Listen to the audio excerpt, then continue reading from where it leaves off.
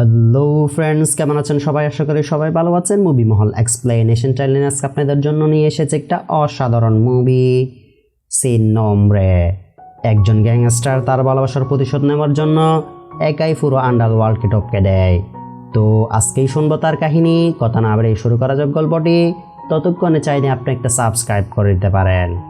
তো গল্পটি শুরু হয় ক্যাসপার নামের এক গুন্ডাকে দিয়ে, যে মেক্সিকোর বাসিন্দা ছিল। একদিন সে বেনেতে নামের একটি ছেলেকে তার দলে নেওয়ার সিদ্ধান্ত নেয় এবং তাকে তার লিডার মাগুর কাছে নিয়ে আসে। মাগু বেনিতাকে দেখে তার দলের গুন্ডাদের সাথে লড়াই করতে বলে। তখন বেনিতু তার সমস্ত শক্তি দিয়ে ওই গুন্ডার সাথে লড়াই করতে থাকে। মাগু বেনিতুর শক্তি এবং আবেগ দেখে খুবই খুশি হয় এবং সে বেনিতুকে তার দলে নেওয়ার সিদ্ধান্ত নেয়। এরপর সে বেনিতু এর নাম পরিবর্তন করে স্মাইলি রাখে।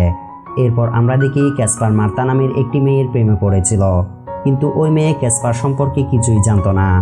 সে ক্যাসপারকে বেশ কয়েকবার জিজ্ঞেস করেছিল, কিন্তু ক্যাসপার কখনো তাকে সত্য বলেনি। সে চায় না যে তার দল সম্পর্কে মার্তা সামান্যতম ধারণা রাখো, সেজন্য সে সবসময় গোপনে তার সাথে দেখা করত। সে স্মাইলিকে বিষয়টি গোপন রাখতে বলেছিল। এরপর সে স্মাইলিকে নিয়ে গ্যাংয়ের অন্য সদস্যদের সঙ্গে দেখা করতে নিয়ে যায়।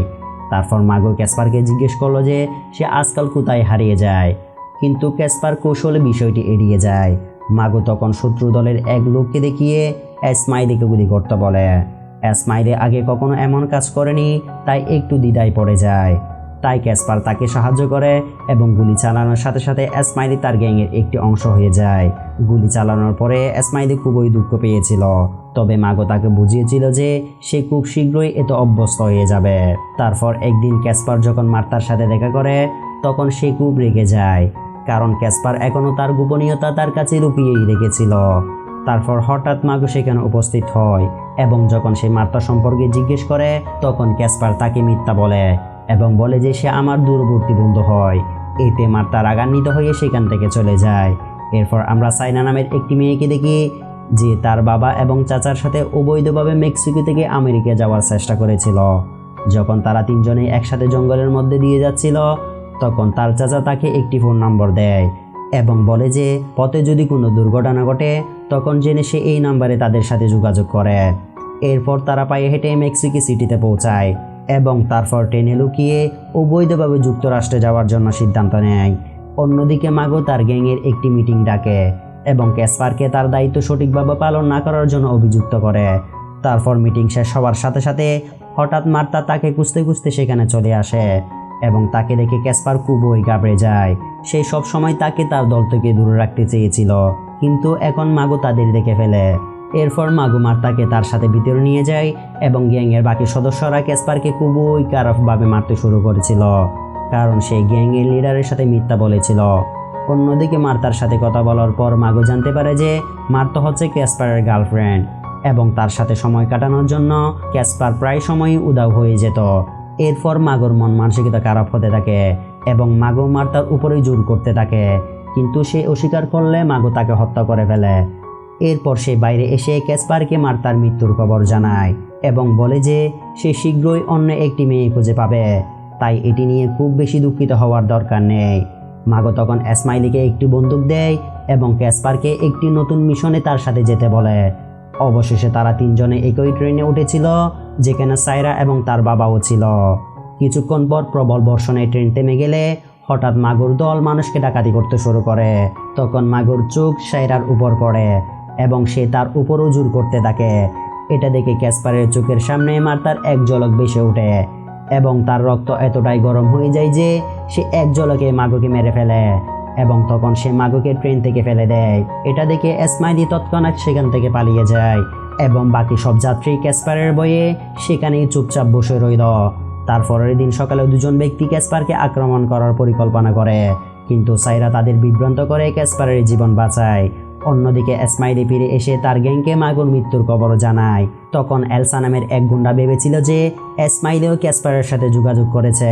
সে বিশ্বাসঘাতকতা করার জন্য তখন স্মাইলিকে হত্যা করতে যাবে। তখন স্মাইলি তাকে প্রতিশ্রুতি দেয় যে ক্যাসপারকে সে খুঁজে নিয়ে আসবে। অবশেষে এলসা এতে সম্মত হয় এবং স্মাইলিকে একটি বন্দুক দেয় এবং তাকে ক্যাসপারকে গুলি করার আদেশ দেয়। তবে একই সাথে সে এও বলেছিল যে স্মাইলি যদি ক্যাসপারকে হত্যা করতে না পারে, অবশ্যই সে তাকে হত্যা করবে। এরপর স্মাইলি সেখান থেকে চলে যায়, কিন্তু এলসা নিশ্চিত ছিল না যে সে সত্যি এই কাজটি করতে সক্ষম হবে। তাই সে আমেরিকায় তার বন্ধুর কাছে সাহায্য চাওয়ার সিদ্ধান্ত নেয়। অন্যদিকে ক্যাসপার তখনও ওই ট্রেনেই ভ্রমণ করেছিল। তখন এলসা তাকে মেসেজ করে হত্যার হুমকি দেয়। সে বুঝতে পারছিল না যে এখন তার কি করা উচিত। তখন সাইরা সেখানে আসে এবং তার সাথে কথা বলে এবং তাকে কিছু খাবার দেয়।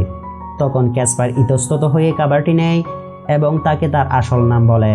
এরপরে ট্রেনটি সেখান থেকে এগিয়ে যেতে থাকে এবং একটি স্টেশনে ক্যাসপার তার ফোনটি ফেলে দেয়, কারণ সে জানতো যে এলসা এর মাধ্যমে তার কাছে পৌঁছাবে।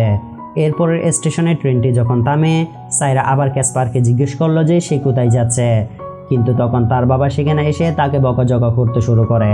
সে চায় না যে সাইরা একজন খুনির সঙ্গে কথা বলো, কিন্তু সাইরা তাদের বলে যে ক্যাসপার অবশ্যই কোনো সমস্যায় আছে, তাই তাদের তাকে সাহায্য করা উচিত। কিন্তু তার বাবা কোনো কথাই শুনতে রাজি ছিল না, তাই সাইরা রাগ করে সেখান থেকে চলে যায়। অন্যদিকে স্মাইলি মেক্সিকোতে ইসমাইল ডেনি নামে আরেক গ্যাং লিডারের সাথে দেখা করে এবং তাকে জানায় যে সে মারা গ্যাংয়ের সদস্য। সেই ডেনিকে ক্যাসপারকে খুঁজে পেতে সাহায্য করতে বলে। তখন ডেনি এতে সহজেই রাজি হয়ে যায়। অন্যদিকে ক্যাসপার এবং সাইরা আবারও কথা বলতে শুরু করে এবং ক্যাসপার তাকে বলে যে সে অবশ্যই তার জীবনে একবার বিমানে বসতে চায়। এবং এরপর সাইরা তাকে বলে যে এক জ্যোতিষী তাকে বলেছিল যে সে শয়তানের সাথে আমেরিকায় যাবে। এখন সে মনে করে যে এটি সম্ভবত ক্যাসপার। তখন ক্যাসপার তাকে বলে যে দুজনেই যুক্তরাষ্ট্র পৌঁছালে সে সাইরাকে বিমানের কারখানায় দেখতে নিয়ে যাবে। সাইরা তখন তাকে তার সাথেই থাকতে বলে, কিন্তু ক্যাসপার তার সাথে থাকতে রাজি হয় না, কারণ সে নিশ্চিত ছিল যে মারা গ্যাংয়ের গুন্ডারা তাকে শীঘ্রই খুঁজে পাবে। অন্যদিকে স্মাইলি এবং ডেনি গ্যাংয়ের গুন্ডারা ক্যাসপারকে খুঁজছিল। ইতিমধ্যে এক ব্যক্তি তাদের জানায় যে ক্যাসপার ট্রেনে করে যুক্তরাষ্ট্রে যাচ্ছে। ট্রেনটি যখন পরের স্টেশনে পৌঁছায়, তখন ক্যাসপার সমস্ত যাত্রীদের ট্রেন থেকে নামতে বলে, কারণ সে জানতো যে সামনে পুলিশ তল্লাশি করবে, যেখানে অবৈধভাবে মার্কিন যুক্তরাষ্ট্রে যাওয়ার লোকদের ধরে ফেলবে। তার পরামর্শে সবাই ট্রেন থেকে নেমে সামনের দিকে যাত্রা শুরু করে। তারপর হঠাৎ ক্যাসপার সেই গ্যাংয়ের গুন্ডাদের দেখতে পায়, যারা তাকে খুন করার জন্য খুঁজছিল। এ সময় গুন্ডারাও তাকে দেখে তাড়া করতে শুরু করে, কিন্তু ক্যাসপার কোনো রকমে তাদের কাছ থেকে লুকিয়ে পালিয়ে যায়। অবশেষে কিছুক্ষণ পরে সে স্টেশন থেকে ফিরে ট্রেনে ওঠে এবং তারপর সে সাইরার পরিবারের সাথে বন্ধুত্ব করে।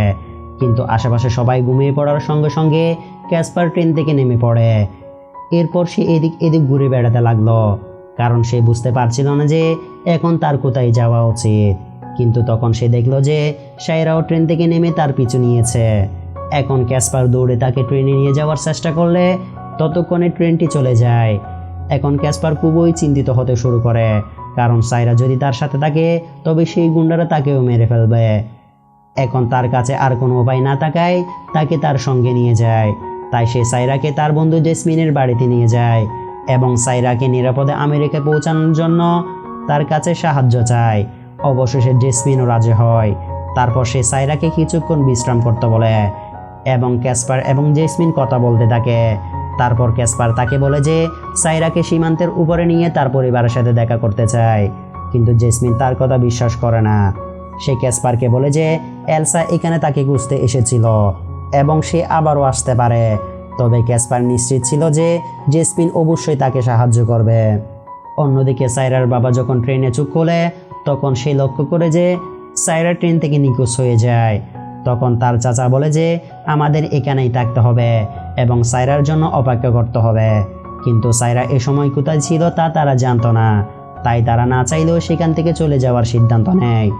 অন্যদিকে জেসমিন ক্যাসপার এবং সাইরাকে তার গাড়িতে লুকিয়ে সীমান্তে নিয়ে আসে, যেখান থেকে তারা পরবর্তী ট্রেন ধরে মার্কিন যুক্তরাষ্ট্রেই পৌঁছাবে। কিন্তু তারা চলে যাওয়ার সাথে সাথে সে ক্যাসপারের সাথে বিশ্বাসঘাতকতা করে এবং এলসাকে তার ঠিকানা বলে দেয়। ক্যাসপার এবং সাইরা যখন গাড়িতে বসে, তখন ক্যাসপারের মাথায় শুধুমাত্র মার্তার কথাই ঘুরতে থাকে।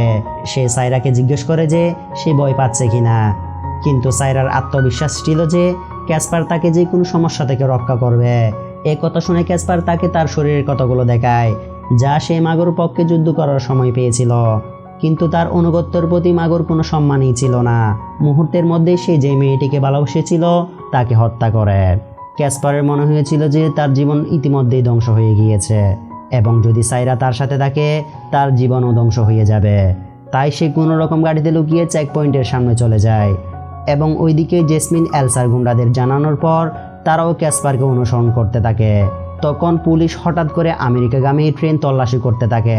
সাইরার বাবা তাদের দেখতে পেয়ে দৌড়ে পালিয়ে যেতে চাইলে তাড়াহুড়ার কারণে সে ট্রেন থেকে পড়ে ঘটনাস্থলেই মারা যায়। অন্যদিকে সাইরা এবং ক্যাসপার একটি ক্যাম্পে পৌঁছেছিল, যেখানে সাইরা প্রথম যে ট্রেনে যাচ্ছিল তার সাথে এমন কিছু লোকের দেখা হয়। সাইরা যখন তাদেরকে তার পরিবারের সম্পর্কে জিজ্ঞেস করে তখন সে জানতে পারে যে তার বাবা মারা গিয়েছে। এই খবর শুনে সে একেবারেই ভেঙে পড়ে এবং একটি গির্জায় গিয়ে ফুফিয়ে ফুফিয়ে কাঁদতে থাকে। ঠিক তখনই ক্যাসপার সেখানে এসে সাইরাকে উৎসাহিত করে। অবশেষে তারা দুজনেই ক্যাম্প থেকে বেরিয়ে আসে এবং ক্যাসপার সাইরাকে প্রতিশ্রুতি দেয় যে সে তাকে মার্কিন যুক্তরাষ্ট্রে নিয়ে যাবে। বাবার মৃত্যুর পর এখন সাইরাকে তার ছোট বোনদের দেখাশোনা করতে হবে।